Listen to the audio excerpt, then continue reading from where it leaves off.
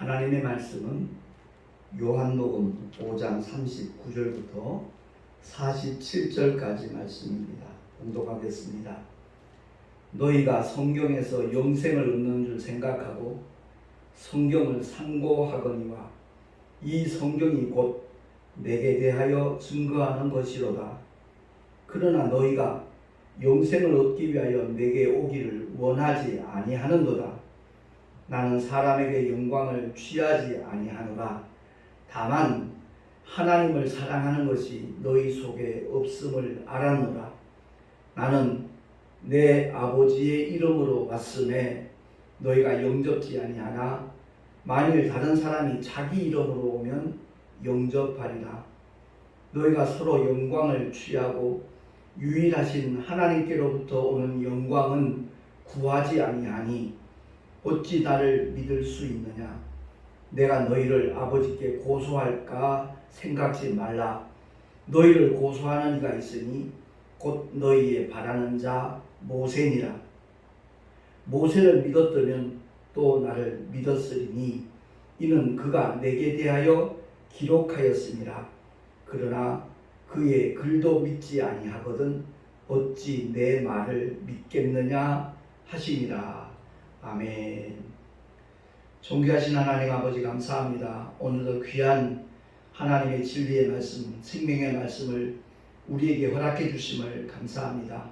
성령 하나님께서 깨닫게 해 주심으로 말미암아 이 말씀 속에 담겨져 있는 하나님의 놀라운 사랑과 축복을 우리 모두가 소유할 뿐만 아니라 많은 사람들에게 나누어줄 수 있는 자리에까지 나아갈 수 있도록 주께서 역사하여 주시옵소서. 우리 구주 예수 그리스도 이름으로 감사하며 기도하옵나이다. 아멘. 베스트셀러 중에 베스트가 바로 성경이라는 것을 부인할 사람 이 세상에 아무도 없을 겁니다. 그래서 성경을 정말 바로 알기를 원하는 마음으로 지난주부터 하나님의 특별 계시에 대해서 우리가 살펴보고 있는데, 지난주에는 인간의 정체성, 어디서 왔다가 어디로 가는지 세상 사람들은 알지 못하지만 성경은 분명하게 우리에게 일러주고 계십니다. 하나님의 형상대로 그 모양을 따라 지음받은 존재가 우리 사람들인데, 아담이 하나님의 계명을 불순종함으로 말미암아 하나님께서 허락하신 그 모든 왕적인 권세를 어둠의 세력 사탄에게 이양했다는 것을 성경을 통해서 우리가 깨닫게 되는 것입니다. 다시 말해서 아담의 불순종 때문에 세상에 죄가 들어왔고 우리 인생이 그 어둠의 권세 잡은 자 마귀 때문에 하나님의 영광을 보지 못하고 혼돈 속에 빠져 있다는 것을 성경은 우리에게 말씀을 하고 있습니다. 그러나 하나님께서는 여자의 후손을 통하여 모든 것을 회복해 줄 것을 약속을 하셨고, 하나님의 독생자가 이 땅에서 정말 십자가에 못 박혀 피 흘려 죽어 주셔야만 그 일이 이루어질 수 있다는 것을 성경 전체를 통해서 말씀을 해주고 있습니다. 그래서 우리 인간의 정체성뿐만 아니라 과연 우리는 왜 존재하는가, 무엇을 위하여 살아갈 것인가, 어디를 향하여 나가야 될 것인가에 대해서 지난주에 대략적으로만 살펴봤습니다. 그런데 하나님의 특별 계시가 바로 성경이라고 했는데, 특별 계시라는 말은 굉장히 중요하다는 겁니다. 정말 하나님께서 반드시 인생들로 하여금 알아야 될 그런 내용들을 성경을 통해서 말씀하고 있는데, 하나님의 목적이 과연 무엇인가, 그것을 우린 바로 알아야 된다는 말씀입니다. 모든 책이 그 저자의 의도를 담고 있듯이 베스트셀러인 성경도 마찬가지입니다. 하나님께서 이 성경 속에 하나님의 의도를 담고 있다는 거죠. 그러니까 죄에 빠져서 허덕이는 인생들을 원수 마귀의 굴레로부터 완전히 해방시켜서 하나님의 품으로 돌아올 수 있도록 하기 위하여 하나님께서 내린 처방이 바로 예수 그리스도의 십자가의 죽음과 부활이라는 사실입니다.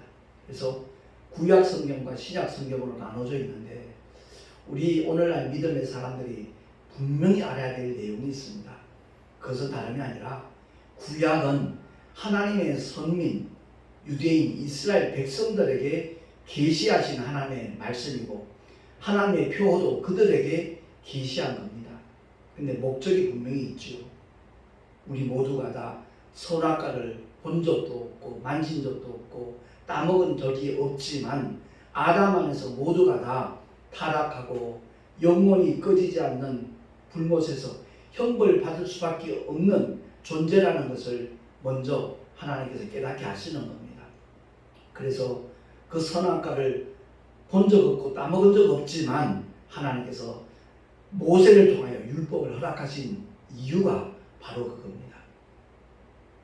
율법의 크고 작은 계명 613가지 중에 그 어느 것 하나라도 저촉이 되면 그 사람은 지옥 형벌 면할 길이 없습니다. 왜? 죄값은 사망이니까. 그러니까 모든 인생들이 핑계치 못하도록 하나님께서 율법을 허락하셨다는 것을 구약을 통해서 우리는 깨달아야 되는 겁니다. 근데 우리는 하나님의 특별한 은혜 가운데 구원받은 하나님의 사람들이거든요. 다시 말해서 예수 그리스도의 십자가에 흘리신 보혈로 죄 사함을 받고 아들에게 맡기신 아버지의 이름, 그 예수 이름을 믿음으로 말미암아 하나님의 가족, 하나님의 자녀가 되는 권세까지 얻은 사람이 오늘날 현대를 살아가고 있는 크리스찬들입니다. 근데 우리가 왜 구약을 살펴봐야 되는 것인가? 하나님께서 어떻게 하나님의 독생자를 이 땅에 보내셨는가?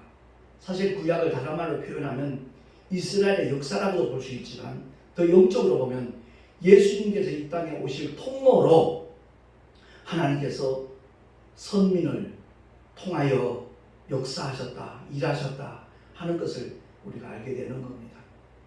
그러니까 주님이 오늘 본문을 통해서 분명히 말씀하잖아요.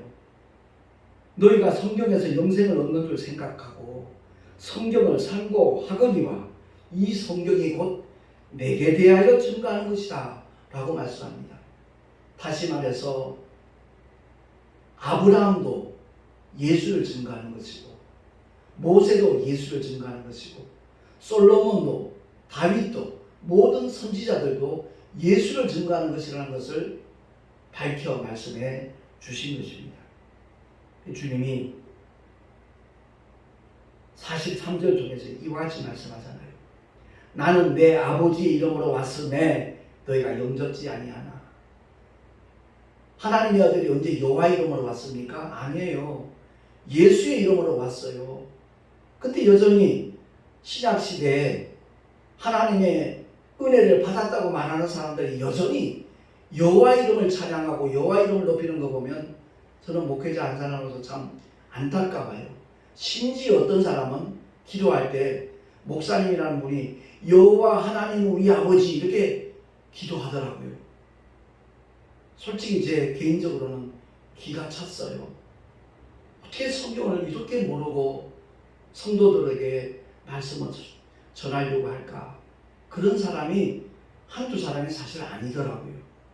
오늘 본문을 통해서 주님이 분명히 읽어주셨잖아요. 나는 내 아버지 이름으로 왔다. 그리고 보혜사 성령도 내 이름으로 보내겠다. 주님은 분명히 약속을 하셨습니다. 이 성경을 함축해서 짜고 또 짜내서 나오게 되는 결론이 있다면 그것은 바로 하나님의 이름 예수입니다. 예수 그 이름 안에 주님의 공생애가 다 들어가 있는 겁니다. 그래서 정말 교회를 다니면서 성경을 늘 살펴보고 읽고 심지어 암송까지 하면서 하나님의 특별 계시가 성경인데 그 성경에서 우리 주님이 우리로 하여금 깨닫게 하고 알게 하고 믿고 의지하게 하는 내용이 뭔지 모른다면 그 사람의 신앙생활은 헛것이 될 수밖에 없어요. 헛수고가 된다 이 말입니다. 그래서 오늘 본문의 말씀을 통해서 우리가 정말 잊지 말고 기억해야 될 것은 예수 그 이름을 알게 하기 위하여 하나님께서는 천지를 창조하셨고 이스라엘 선민을 통해서, 이스라엘 역사를 통해서 주님은 일해 주셨고 나타내 보여주셨고, 결론적으로 하나님의 아들이 직접 이 땅에 오셔서 그 모든 것을 밝히 드러내셨다라고 성경은 증거하고 있는 겁니다. 그래서 히브리서 1장 1절에서 3절, 지난주에도 이 말씀을 한번 합독을 했는데 다시 한번 합독하겠습니다. 시작. 옛적에 선지자들로 여러 부분과 여러 모양으로 우리 조상들에게 말씀하신 하나님이 이 모든 날 마지막에 아들로 말씀하셨으니 이 아들을 만유의 후사로 세우시고 또 저로 말미암아 모든 세계를 지으셨느니라. 이는 하나님의 영광의 광채시요 그 본체의 형상이니라. 아멘. 그렇습니다. 주님이 직접 오셔서 정갈하게 모든 것을 밝히 드러내 주셨어요. 계시라는 말이 뭐라 그랬죠? 휘장이 쳐져 있으면 안 보여요. 그 휘장이 벗겨지는 거예요. 그 휘장이 열리는 거예요. 그렇게 하나님께서는 자신을 그렇게 계시를 정확하게 보여주셨다는 겁니다. 그러니까 구약과 신약의 차이점이 뭔가를 오늘 한 말씀으로 주님이 일러주셨어요. 45절 말씀 합독하겠습니다. 시작. 내가 너희를 아버지께 고소할까 생각지 말라. 너희를 고소하는 이가 있으니 곧 너희의 바라는 자 모세니라. 아멘. 이스라엘 백성들의 가장 자랑스러운 인물이 있다면 모세와 엘리야와 임금 중에는 다윗 임금이에요. 그들이 모세를 자랑하는 이유 딴 거 없어요. 하나님으로부터 호렙산에서 율법을 전수해 이스라엘 백성들에게 공포한 사람이 모세이기 때문에 그렇습니다. 그리고 애굽의 그 노예 생활 속에서 가나안 땅으로 나갈 수 있도록 그 길을 연 영적 지도자이기 때문에 가장 존경하는 인물입니다. 변화산에 오르셨을 때 모세와 엘리야가 예수님과 함께 보였잖아요. 모세는 율법을 대표하는 자예요. 엘리야는 선지자를 대표하는 사람입니다. 그러니까 모세를 통하여 정죄받은 모든 인생들이 엘리야의 예언을 통해서 하나님의 능력으로 자유함을 얻게 될 것이라는 것을 상징하고 있는 사건입니다. 제자들 두려워 떨었죠. 세 제자가 두려워 떨었는데 너희는 저의 음성을 들으라 라는 하나님의 음성을 듣고 보니까 모세와 엘리야는 온데간 데 없습니다. 오직 예수만이 계시는 거예요. 우리는 주님의 말씀을 들어야 되는 거예요. 구약도 중요해요. 그러나 구약은 어떻게 예수님이 이 땅에 오시게 되었는가, 그 과정과 역사를 보여주는 겁니다. 그냥 하루아침에 뚝딱지같이 나타나신 분이 아니라는 거죠. 하나님의 계획 속에서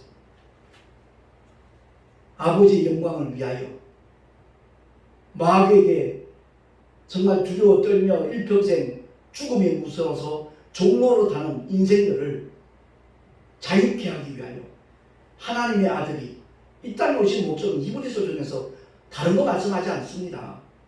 죽음을 맛보시기 위해서. 왜? 죄값은 사망인데 영이신 하나님이, 말씀이신 하나님이 죽으실 수 없으니까 말씀이 육신되어 오신 거예요. 2000년 전에 이 골고다 언덕에서, 갈보리 언덕에서 주님이 몸이 찢기신 이유는 피 흘려 주시기 위해서, 인류의 모든 죄를 사해 주시기 위하여 주님은 십자가로 올라가셨다는 사실을 우리 모두가 깨달을 수 있기를 바랍니다. 그러니까 하나님의 아들이 왜 오셨는가, 그것을 알게 하기 위하여 성경은 기록한 거예요. 요한 1서를 보면 그 이름을 힘입어 우리에게 영생이 있음을, 하나님의 생명이 와 있음을 알게 하기 위함이라고 했어요. 요한복음 20장 31절을 통해서도 성경을 기록한 목적이 무엇인가, 그 이름을 힘입어서 죄사함을 받고 구원을 받도록 하기 위함이라고, 영원한 생명을 취할 수 있도록 하기 위해서 성경을 기록했다. 하나님의 특별 계시가 우리에게 주어졌다 하는 것을 성경은 말씀하고 있는 겁니다. 첫사랑 아담이 그의 아내 시험에 드는 사람은요, 가장 사랑하는 사람 중에서 시험에 드는 경우가 굉장히 많아요. 내 살 중에 살, 내 뼈 중에 뼈인 하와, 아담은 그렇게 생각했잖아요. 근데 마귀는 그 선악과에 대한 하나님의 말씀을 하와가 직접 들은 적이 없잖아요. 자기 남편으로부터 전해 들은 거 아니에요. 그것을 틈탄 거예요. 혹시 내가 잘못 들었나? 내 남편이 말할 때 내가 잘못 알아들었나? 그것을 이용을 해서 선악과를 먹는 날에는 반드시 정령 죽으리라 하나님 말씀하셨지만 결단코 죽지 아니하니라. 정반대의 말로 하와를 유혹하잖아요. 그를 통해서 아담까지 넘어뜨리려고 마귀는 괴계를 부린 거죠. 결국 아담은 자기 아내가 따른 선악과를 먹고 말았습니다.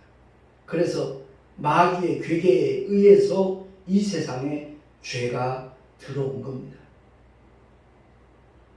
그래서 하나님은 선민 이스라엘 통해서 하나님의 독생자 인류의 구주를 메시아를 보내주실 것을 언약을 하셨고, 도무지 인간으로서는 해결할 수 없는 죄와 사망의 그 큰 문제를, 여기서 말하는 사망은 영혼과 육체가 나뉘어지는 첫째 사망을 말하는 게 아니에요. 예수를 믿든 믿지 않든 누구나 다 그 죽음을 맞이합니다. 죄와 사망의 문제라는 할 때 이 사망은 둘째 사망, 영원히 꺼지지 않는 불못에서 형벌받는 그 죽음을 가리키는 겁니다. 소멸되는 죽음이 아니에요. 끊이지 않는 지속적인 고통, 소금으로 정말 불로 치듯 하는 그와 같은, 불로 소금 치듯 하는 그 고통을 영원히 받게 되는데, 그 문제를 하나님의 독생자가 십자가에서 그 수모와 멸시와 그 고통을 다 참아주시면서 피 흘려 죽어주심으로 인류의 모든 죄를 단번에 해결했다라고 히브리서 통해서도 증거하고 있는 겁니다. 그럼에도 불구하고 여전히 예수를 몰라요. 너무나 많은 사람이 몰라요. 4대 성인 중에 한 사람 정도로 취급을 해요. 왜? 예수의 십자가의 죽으심과 부활을 통해서 마귀는 그 모든 권리를 박탈당했어요. 어느 누구도 괴롭힐 수 있는 자격이 없어요. 근데 여전히 원수 마귀는 불법적으로 인류를 괴롭히고 있는 겁니다. 심지어 예수 믿고 구원받았던 사람들조차도 그들을 유혹해서 시험에 들게 해서 믿음을 내팽개치도록, 바꾸고 말해서 예수를 믿지 못하도록, 하나님의 구원의 품에서 돌아가도록 온갖 술수와 괴계를 다 부리고 있다는 사실입니다. 하나님의 놀라운 사랑과 은혜를 올바로 덧입은 사람이라면 원수마귀 무서운 존재가 아니라 우습지요. 예수 이름의 권세를 명하기만 하면 그들은 우리를 피할 수밖에 없는 존재입니다. 왜? 불법자니까. 우리 주님을 통해서 모든 권리가 우리는 회복되었기 때문에 그렇습니다. 아담 안에서 상실했던 왕적인 그 모든 권리와 권세를 예수의 이름 때문에, 예수의 보혈 때문에, 주님의 공로와 은혜 때문에 그 모든 것이 회복된 사람들이 바로 오늘날의 성도들입니다. 근데 교회는 열심히 나가면서도 그 권리를 몰라요. 정말 너무나 어리석어요. 저에게 주어진 성경과 우리 성도들이 갖고 다니는 성경도 똑같은 성경이에요. 어떤 사람은 성경을 수십 번, 수백 번 읽었다 자랑하는 사람도 있어요. 그럼에도 불구하고 여전히 하나님의 뜻을 바로 깨닫지 못하는 그런 인생들이 우리 주변에 굉장히 많습니다.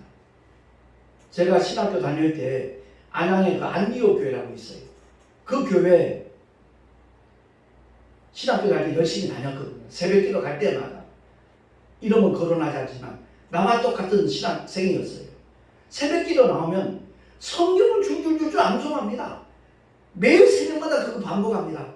내가 이만큼 성경을 많이 알고 있다라는 자기 과시라는 느낌이 그냥 그대로 전달이 되더라고요. 그거 아니거든요. 하나님의 말씀을 많이 암송하는 게 중요한 것이 아니라 그 말씀이 내게 실제가 되는 것, 그것보다 더 큰 축복이 없다는 것을 우리 모두가 알고 원수 마귀의 괴계에 결코 속지 않는 우리 모두가 될 수 있기를 예수 이름으로 축원합니다. 원수 마귀는 사람들의 마음을 혼미케 해서 여전히 하나님의 영광의 광채, 복음의 영광의 광채 보지 못하도록 만들고 있어요. 그래서 사도 바울이 고린도후서 4장 4절 중에서 이와 같이 선언하잖아요. 합독하겠습니다.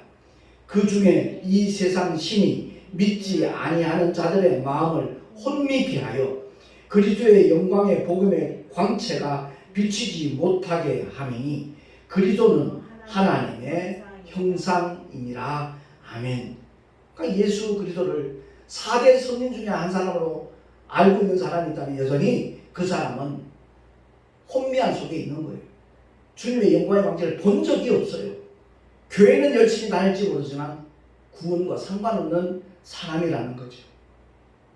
요한복음 1장 14절에 사도 요한이 이와 같이 선언하잖아요.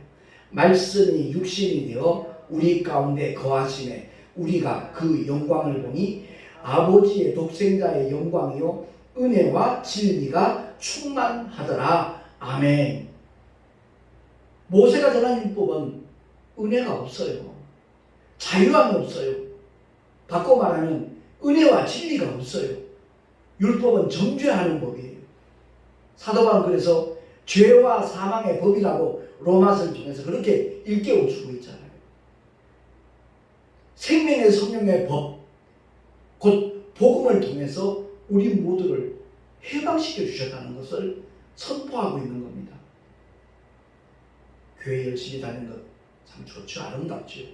그러나 알갱이가 없다면, 핵심을 잃어버렸다면, 특별 계시로 말씀하는 성경을 통해서 우리 하나님께서 인생들로 하여금 깨닫게 하고 알게 하고 소유하게 하기를 원하는 그 내용을 만나지 못한다면, 얻지 못한다면 그 수고야말로 가장 허망한 수고죠. 헛수고가 된다라는 겁니다. 그래서 히브리서 기자는 이와 같이 우리에게 말씀하죠. 주님이 왜 이 땅에 혈육을 육신을 입고 오셨는가? 혈과 육의 모습으로 오셨는가? 히브리서 2장 14절 15절 시작. 자녀들은 혈육에 함께 속하였으며 그도 또한 한 모양으로 혈육에 함께 속하심은 사망으로 말미암아 사망의 세력을 잡은 자 곧 마귀를 없이하시며 또 죽기를 무서워함으로 일생에 매여 종노릇하는 모든 자들을 놓아주려 하심이니. 아멘. 아담의 죄를 원죄라고 말하잖아요. 원죄 때문에 모든 저주와 고통과 슬픔과 사망의 무리를 찾아왔거든요. 그래서 사망 권세 잡은 자에게 매여가지고 일평생 종노릇하는, 무서워서 종노릇하는 그들로 하여금 자유케 해주려고, 해방시켜 주려고 하나님의 아들이 혈과 육에 속한 자로 왔다는 거예요. 말씀이 육신이었다는 겁니다.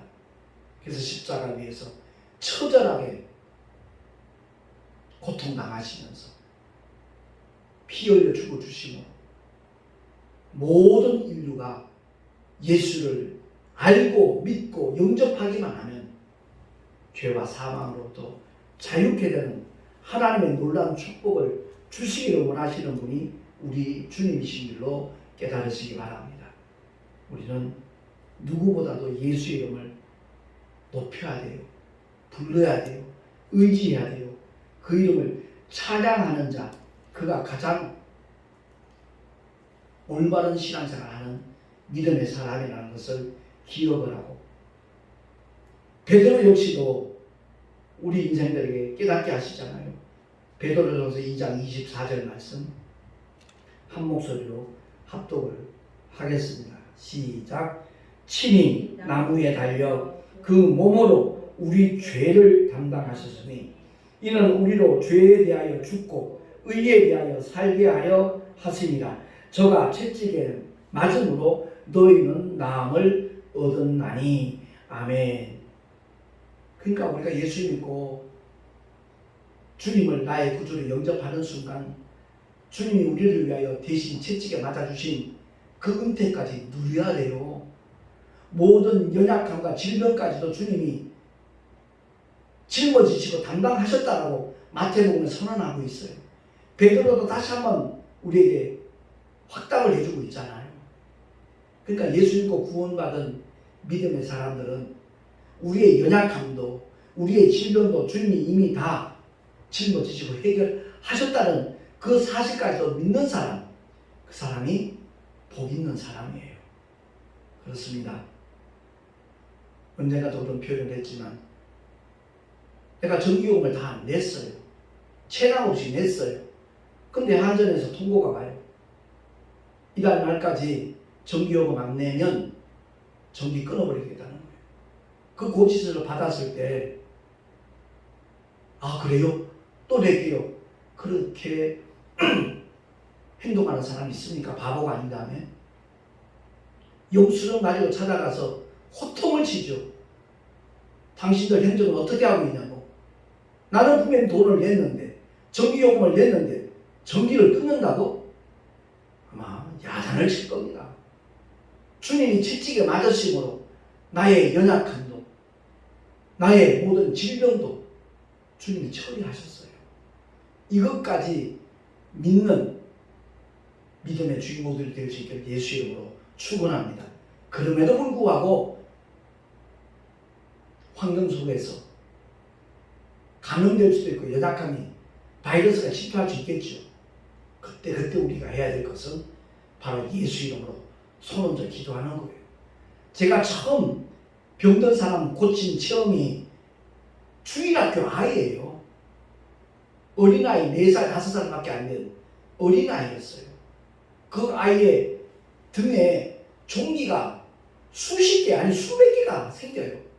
그 어머니가 배순옥 집사님이었는데 매일 병원 찾아가요. 피부과에 가서 짜내고 약 바르고 주사 맞고 그걸 반복하는 그런 고통스러운 현장이 있었는데 천안 예배 때마다 아들을 데리고 오는 거예요. 그래서 예배를 마치고 각자 자유롭게 기도하는 시간에 내가 강단에 올라서 무릎 꿇고 기도하다 말고 주님이 강한 감동을 주시는 거예요. 그 서옥찬이라는 아이에게 손 얹어 기도하라는 거예요. 그래서 내려가서 손을 얹어서 기도했어요. 정말 침을 튀기면서 기도했을 거예요. 잠든 아이인 줄 알았는데 예수 그리스도를 축복하며 기도하는 아이가 그 어린 옥찬이가 아멘 그러는 거예요. 거짓말 같은 역사가 나타나더라고요. 그 다음 날부터 그 종기가 사그러들기 시작하는 거예요. 깨끗하게 낫더라. 그래서 그때부터 저는 갑자기 편두통이 찾아오면 내 머리에 내가 손을 얹어요. 왜? 하나님의 약속의 말씀이니까. 마가복음 16장 17절 이하의 말씀을 붙잡고 기도하면 거짓말 같은 일들이 반복해서 경험이 되는 거예요. 그래서 저는 기도할 때 가장 먼저 하나님을 높이지요. 내 죄를 토설하지요. 알게 모르게 지은 나를 인하여서 누군가가 상처받거나 오해하거나 고통받은 사람이 있다면 주님 용서해달 기도하죠. 그러고 난 다음에 반드시 선포하는 기도가 나도 모르게 틈탄 더러운 저주받은 귀신들아 내가 예수 이름을 명한다. 꾸짖고 선포합니다. 그리고 난 다음에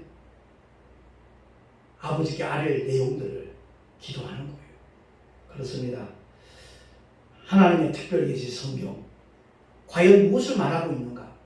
지난주에는 우리 믿음의 사람들을 위해서 말씀을 전가하는 주의 종들이 무엇을 가르치며 무엇을 지키게 해야 될 것인가에 대해서 개요적인 말씀을 나눴는데 인간의 정체성을 알았다면 그 하나님께서 무엇을 약속했는지 깨달았다면 이제 하나하나 정말 말씀을 통해서 정말 주님이 이미 약속하셨고 보장하신 축복의 내용들이 어떤 것인가를 우리 알아가면서 하나님의 목적은 딱 하나예요.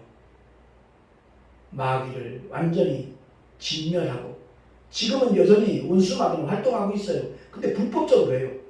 근데 영원히 꺼지지 않는 불과 유황을 던지는 순간이 와요.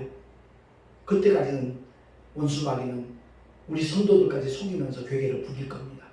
그러니까 성경에 하나님의 약속을 알면 그 괴계에 넘어가지 않는다는 거죠. 더러운 저주받은 귀신들 얼마든지 사람 속에 들어올 수 있어요. 목사님 몸속에 들어올 수 있어요. 근데 하나님께서 약속하신 대로 부활하신 주님이 믿는 자에게 이런 표적이 따르라 약속하셨으니까 예수 이름으로 더러운 귀신을 쫓아내는 그러한 승리의 삶을 우리 모두가 살아가야 될 줄로 믿습니다. 기도하겠습니다. 하나님 아버지 감사합니다. 교회를 다니면서도 예수님을 믿는다고 고백을 하면서도 성경을 통하여 약속하신 하나님의 능력이, 하나님의 축복이 무엇인가를 제대로 알지 못하는 사람이 있다면 그가 속는 자이고 그의 모든 수고는 헛수고가 될 수밖에 없다는 사실을 다시 한번 말씀을 통하여 깨닫게 됩니다. 존귀하신 하나님 아버지, 주님이 우리에게 요구하시는 것은 오직 주께서 계시하신 하나님의 말씀, 그 말씀을 믿는 믿음이라는 것을 우리 모두가 알게 하셔서 정말 주 예수 그리스도의 이름을 믿는 모든 자에게 하나님의 모든 권세가 하늘의 권세와 땅의 권세까지 위임이 된다는 것을 바로 알고 날마다 승리하는 우리 모두가 되게 하여 주시옵소서. 우리 구주 예수 그리스도 이름으로 감사하며 기도하옵나이다. 아멘.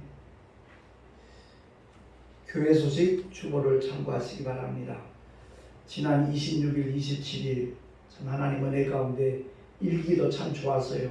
출발하기 전까지도 너무 폭염이 그냥 고통스러웠는데 이틀 동안 하나님께서 시원한 날씨 속에, 아주 맑은 날씨 속에 우리 교단 신부님들 교체 인사와 함께 단합대회와 또한 교육부 주관의 목회 세미나를 잘 마치고 왔습니다. 그 목회 세미나 강사로 수고해 주신 최변준 목사님 메시지 가운데 오늘날 목회자들이 어떤 함정에 빠지느냐, 그 성경 구절을 교인들에게 적용시키려고 그러지 본인들에게 적용시키지 않으려는 그런 모순이 있다. 그 말씀이 굉장히 공감이 되었습니다. 아무튼 주일 예배 시간을 정해서 하나님의 특별 계시, 성경에 대하여 연속으로 계속 메시지를 전할 겁니다.